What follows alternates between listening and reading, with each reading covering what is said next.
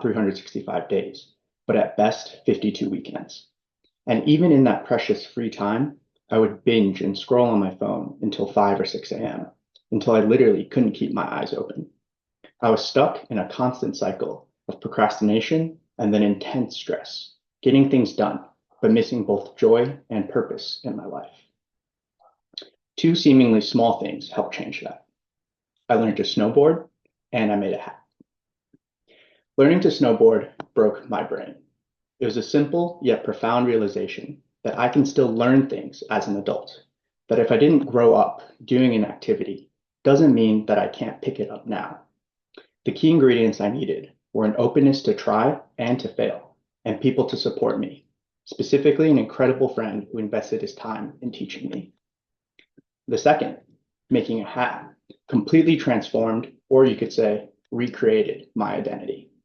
Seeing a creative project through, going through the process of having an idea and then doing the work to realize it, bringing something from my mind to reality, was an incredibly empowering experience.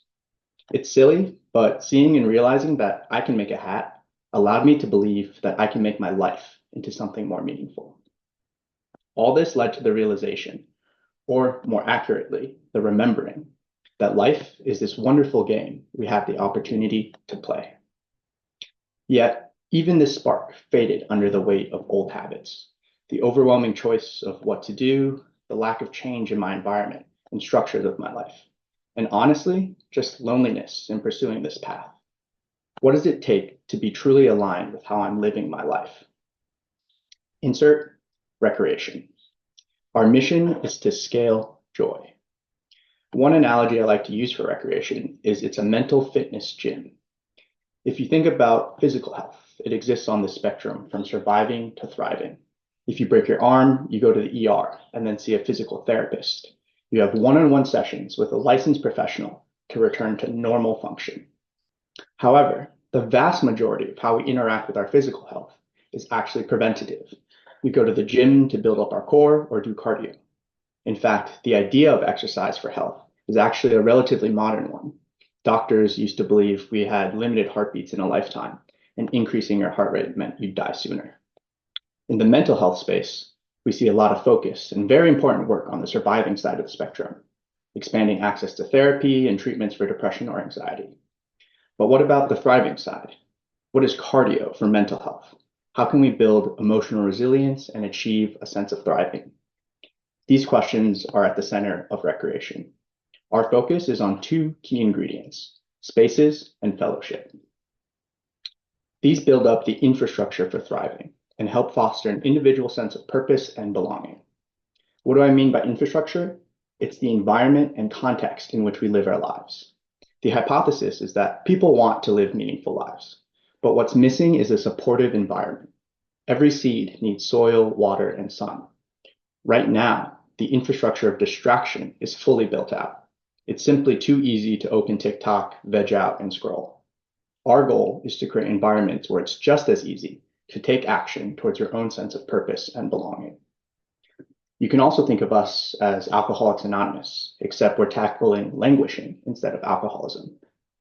AA is actually one of the most inspirational organizations for us. It's a perfect illustration of the power and almost magic of what I mean by infrastructure. If you get 12 alcoholics in a room, somehow that creates sobriety.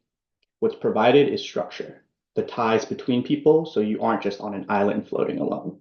You know when the next AA meeting is, you have dedicated time and space and people to pursue sobriety with. Self-care and well-being isn't just an individual problem. It's not about self-help books and productivity. It's about changing and creating your environment. So similar to the AA Big Book, we're currently undergoing research and development to write a playbook for thriving. We don't aim to own real estate or make money. It's about building a scalable system for anybody to develop spaces and fellowship.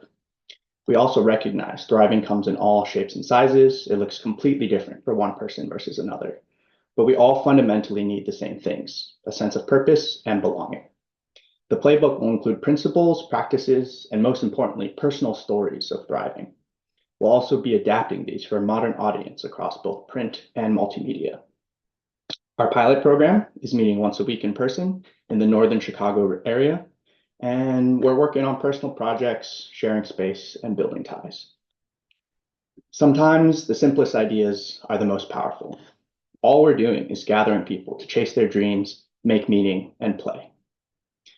Thank you all for sharing this time with me, for listening to my story and engaging with my work. I'd love to hear your thoughts and questions during Q&A, and also please don't hesitate to reach out. My email is tony@scalejoy.org.